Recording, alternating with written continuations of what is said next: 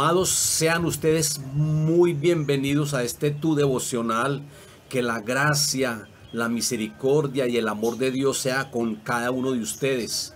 Vamos a tocar un tema hoy muy importante y es acabando con la tibieza espiritual que está afectando a tantas personas, que está afectando a muchas iglesias. Y cuando me refiero a iglesia, me estoy refiriendo a cada uno de nosotros. La iglesia no es la estructura, la iglesia no es el local, la iglesia somos nosotros. Y tomemos como referencia Apocalipsis capítulo 3, versículo 14 en adelante. Dice: y escribe a la iglesia de Laodicea: he aquí el amén, el testigo fiel y verdadero, el principio de la creación de Dios. Dice esto: yo conozco tus obras, que ni eres frío ni eres caliente. Ojalá fueres frío o caliente, pero por cuanto no eres ni frío ni caliente, te vomitaré de mi boca. Porque tú dices: yo soy rico y me he enriquecido y de ninguna cosa tengo necesidad, y no sabes que tú eres un desventurado, miserable, pobre, ciego y desnudo. Por tanto, yo te aconsejo que de mí compres oro refinado en fuego, para que seas rico, y vestiduras blancas para vestirte, y que no se descubra la vergüenza de tu desnudez, y unge tus ojos con colirio para que veas. Yo reprendo y castigo a todos los que amo. Sé pues celoso y arrepiéntete. He aquí, yo estoy a la puerta y llamo. Si alguno oye mi voz y abre la puerta, entraré a él y cenaré con él y él conmigo. Al que venciere, le daré que se siente conmigo en mi trono, así como yo he vencido, dice el Señor, y me he sentado con mi Padre en su trono. El que tenga oídos para oír, que oiga lo que el Espíritu dice a las iglesias. Mire que Jesucristo venció.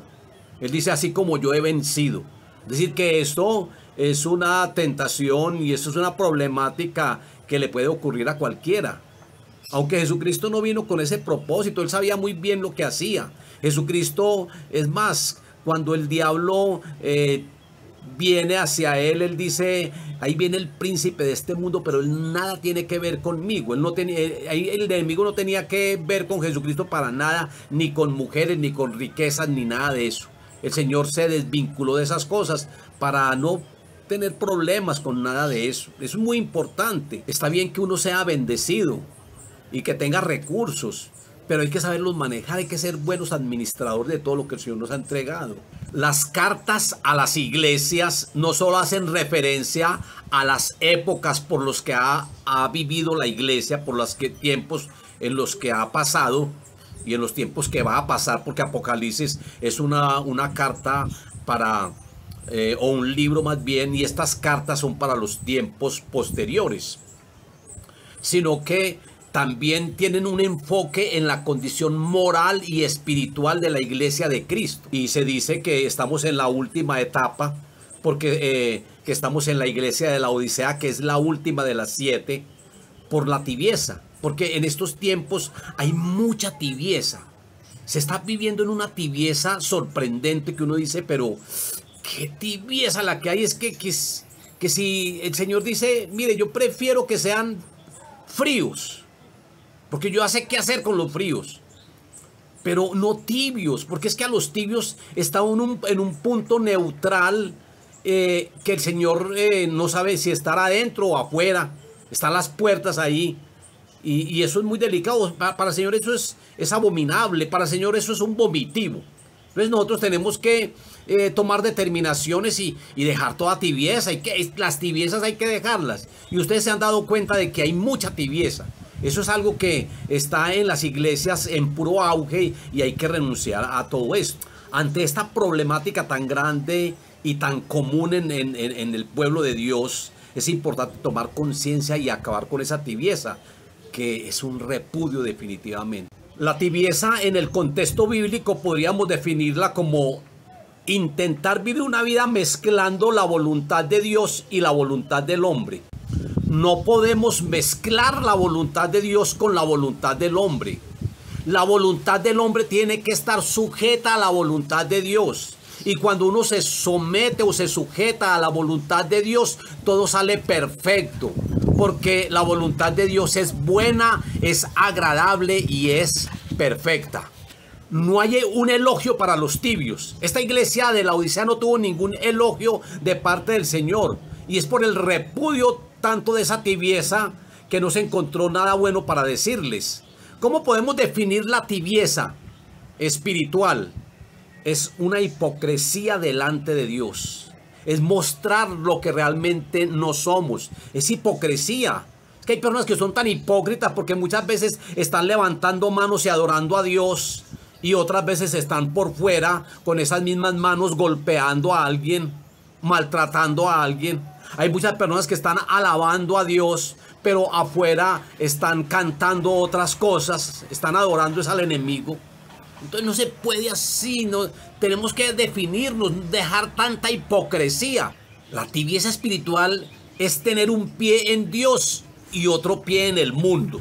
La tibieza espiritual es querer tener un pie en la iglesia, un pie en el Señor y otro en el mundo. Eso es tibieza.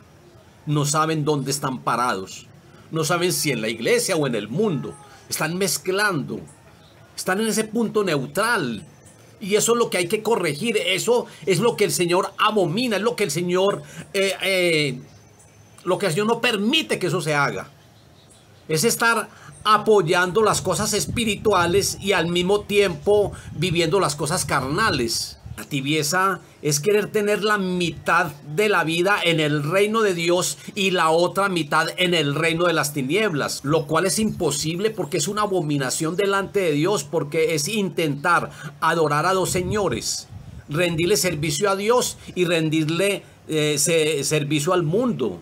No podemos servir a dos señores, no podemos servir a Dios y a las riquezas, no podemos. Sirvámosle a Dios, dejemos de estar pensando en las riquezas, dejen de estar pensando. El problema es que cuando una persona es rica dice no tengo necesidad de nada, de nadie, ni de nada.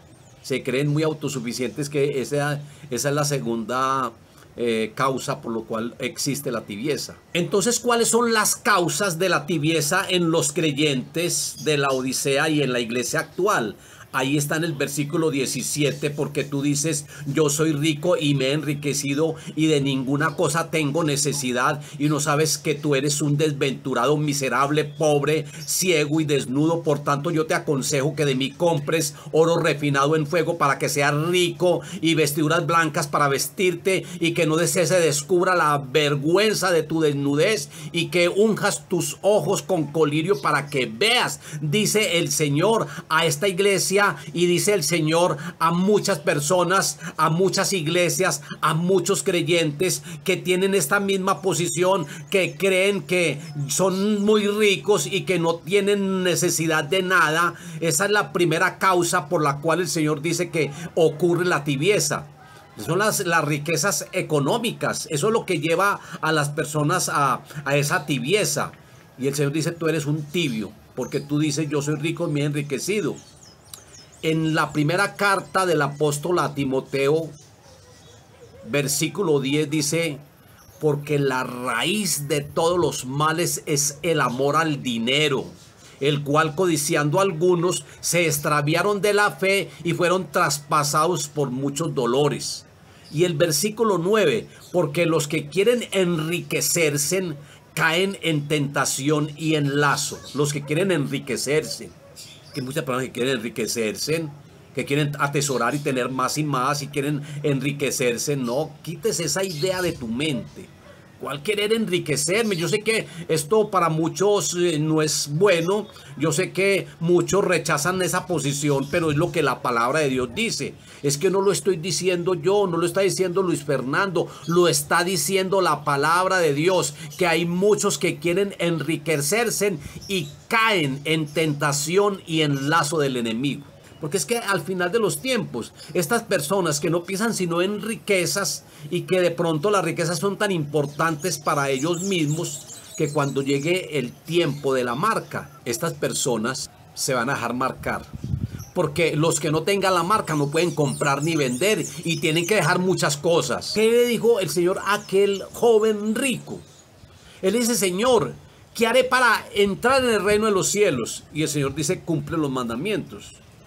Y él dice, ¿cuáles? Y el Señor le dice, no matarás, no robarás. Y dice, todo eso lo he guardado desde mi juventud. Y el Señor le dice, una cosa te falta. Vaya y venda todo lo que tengas y dele a los pobres y ven, sígueme. Pero eso fue tan duro que dice que él se entristeció mucho y que más bien se fue, que no siguió al Señor. Y el Señor dice algo allí: es más fácil pasar un camello por el ojo de una aguja que un rico entrar en el reino de los cielos. Es muy difícil, porque es que un rico, aquellos que tienen mucho, y cuando les toque que de pronto renunciar a todo eso, eso va a ser muy difícil. Es que hay que renunciar. El Señor, ¿qué le dice al joven? Vaya, venda todo lo que tenga.